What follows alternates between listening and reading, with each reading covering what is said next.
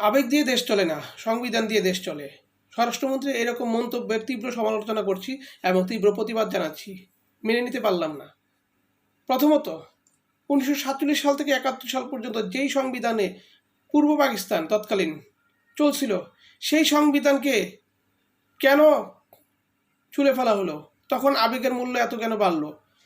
কোনভাবে আপনারা মানতে পারবেন যে আবেগ আর ইমোশন ছাড়া এই যুদ্ধ হয়েছিল? যদি আবেগ ইমোশনের কোনো মূল্য না থাকতো, আবেগ ইমোশনের কোনো ক্ষমতাই না থাকতো, তাহলে 71 সাল সংগঠিত হইতো কিভাবে হইতো? এই প্রশ্নটা পুরো জাতির কাছে আমার থাকলো।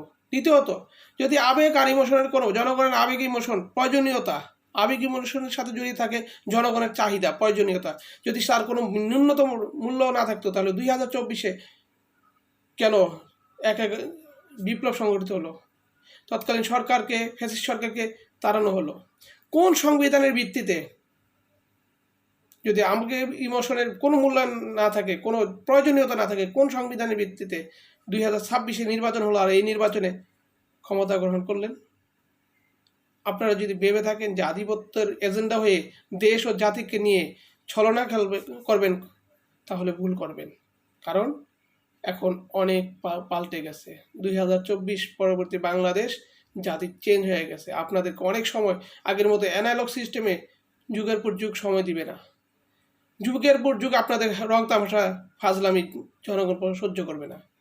বড় জোর অল্প কয়েকদিন, বেশি বুঝলে খুব অল্প সময়ের মধ্যে ধ্বংস অনিবার্য। আর সেই ধ্বংস কল্পনাও করবেন না, করেননি হয়তো আপনারা। কোনো আধিপত্যবাদ আর কোনো বহিরাগতদের পায়তারায় টিকে থাকতে পারবেন না।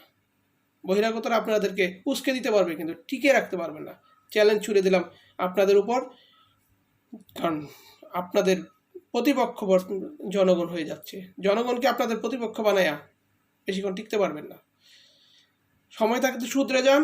মেয়াদ পূর্ণ করতে চান, তাহলে দেশ ও জনতার হয়ে যান। জুলাই নিয়ে কোনো ধরনের খেলা বন্ধ করেন। জুলাই নিয়ে খেলা চলবে না। আসসালামু আলাইকুম রহমতুল্লাহি ওয়া বারাকাতুহু।